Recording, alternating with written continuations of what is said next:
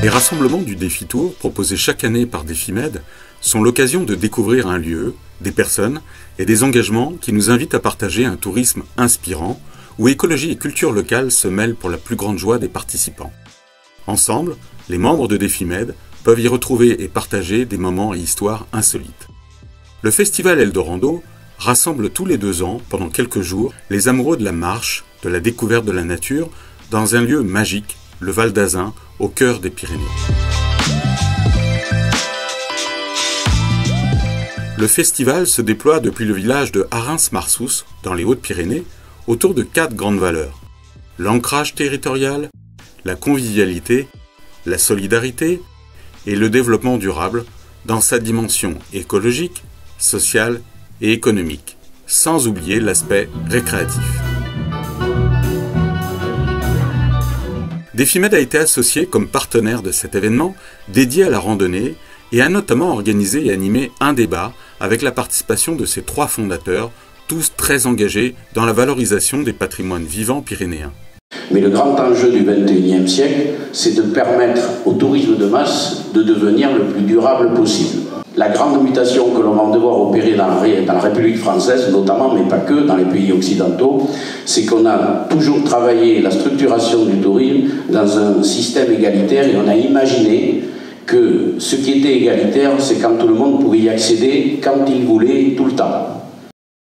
Aujourd'hui, on doit permettre à chacun de basculer d'un tourisme égalitaire à un tourisme équitable. Ça veut dire que la grande proposition que je fais, j'espère, c'est de dire qu'on va passer d'un système où on peut aller pratiquer le tourisme quand on veut, où on veut, à un système où on ira pratiquer le tourisme quand le territoire pourra nous accueillir et quand on nous dira qu'on peut y aller. Et on pourrait peut-être expliquer, identifier ce genre de tourisme par rapport aux autres. Et donc on a listé un certain nombre d'engagements, respecter tout notre environnement et avec tout ce que ça comporte, de respecter le territoire et ses habitants, et surtout ses habitants, de respecter les êtres humains avec qui on est sans arrêt en relation quand on est en découverte touristique, et notamment les populations d'accueil, notamment les gens avec qui on travaille, et respecter aussi les gens de sa propre entreprise, les accompagnateurs, les collaborateurs, etc. Nous avons rencontré plusieurs participants dont l'histoire nous a marqués. Mehdi Abani, membre de l'association 82 4000.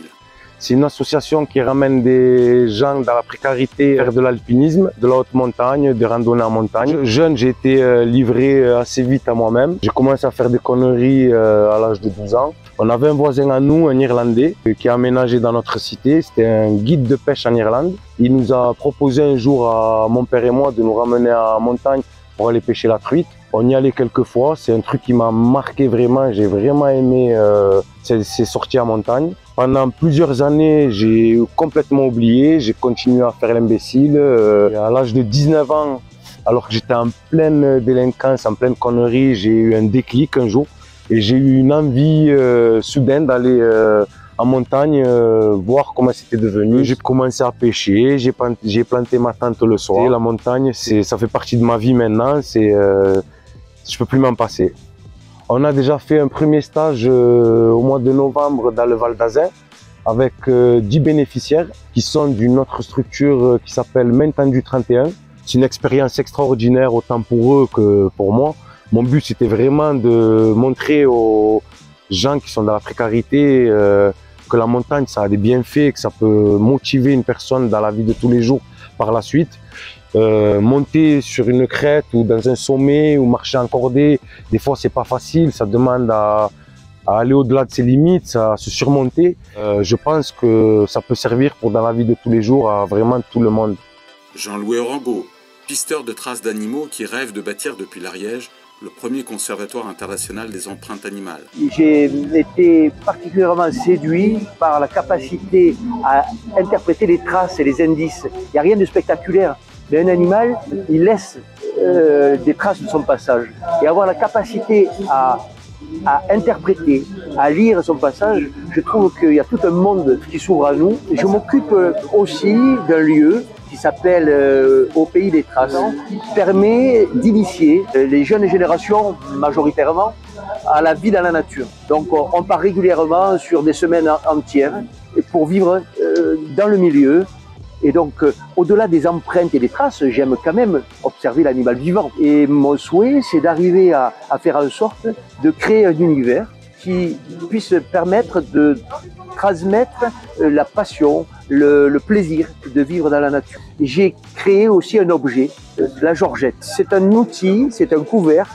Elle permet de tout manger du début du repas à la fin du repas. La commercialisation de mon invention me permet de financer un lieu avec un projet de conservatoire des traces. On peut l'imaginer comme une bibliothèque. À partir de cette science de l'interprétation des traces, on peut fabriquer la mémoire de la vie sur la Terre de tous les êtres vivants qui y sont. 2 parcours de vie hors normes et exemplaires qui pourraient converger en 2024 et proposer à des jeunes en quête de sens de vivre une expérience inoubliable sur les traces d'animaux en montagne.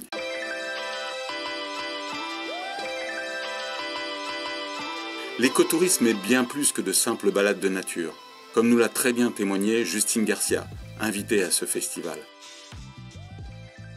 L'écotourisme, bien sûr, c'est un tourisme qui va être en respect de l'environnement, mais qui va aussi induire de la valorisation des savoir-faire, des métiers, de l'artisanat, en incluant la compétence transport, mobilité, pour essayer de minimiser son impact environnemental. L'écotourisme, c'est aussi favoriser le tourisme de proximité, c'est aussi favoriser l'inclusion des jeunes. Avant tout, pour moi, l'écotourisme, c'est mettre au cœur de notre stratégie l'homme.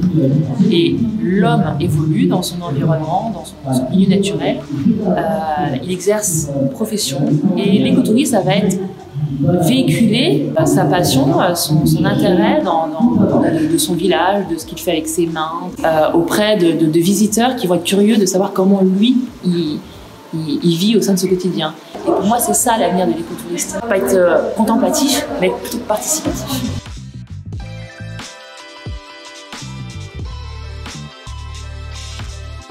Qui mieux que Jean-Louis Rastoin, grand ambassadeur de Défimèbre et membre de l'Académie d'agriculture, pouvait le mieux nous partager le chemin que l'écotourisme nous ouvre, à l'image de tous ces chemins pyrénéens de montagne si beaux et si vertigineux. L'écotourisme, c'est quoi? Dans l'écotourisme, il y a évidemment la notion de tourisme durable. Et la nouvelle définition de la durabilité, ce sont les 3 E. Premier E, équité. Deuxième E, l'environnement. Arrêtons de piller l'environnement et de le polluer. Et le 3e E, qui est indispensable, c'est l'économie. Il faut que nous ayons des entreprises qui fonctionnent correctement, qui soient prospères, qui puissent investir, etc., mais qui ne se situent pas dans l'obsession du profit. Alors le tourisme durable, ou l'écotourisme, c'est ça, c'est respecter ces 3 E. Et pour respecter ces 3 E, il nous faut de l'éthique, dans le comportement des consommateurs, dans le comportement des entreprises. Alors pour l'écotourisme, je termine là-dessus, qu'est-ce qu'on peut préconiser? Premièrement, il y a l'innovation. Il faut inventer une nouvelle forme de tourisme. Deuxièmement, c'est beaucoup de formation. Troisièmement, c'est une information générique. Alors je fais le lien avec les produits alimentaires, évidemment. Il faut que dans cet écotourisme, il y ait un lien étroit entre tous les acteurs d'un territoire donné. Et notamment, puisque ça concerne le monde rural, dans des régions comme ici, il faut absolument qu'il y ait une connexion, j'allais dire même une intégration, entre la production locale d'aliments de qualité. Et je termine par la formation, c'est très important parce que c'est une véritable mutation. L'univers du tourisme aussi, aujourd'hui, il est dominé par un tourisme de masse, un tourisme de la quantité et pas forcément un tourisme de la qualité. Et donc, les responsables du tourisme, qu'ils soient dans le privé ou dans le public, il faut qu'ils aient une nouvelle façon de penser qui sera donnée par la formation. L'association Défimèbre s'est donné la mission de mettre en lumière tous ces acteurs vertueux et de voir avec eux ce qu'il est possible de faire ensemble.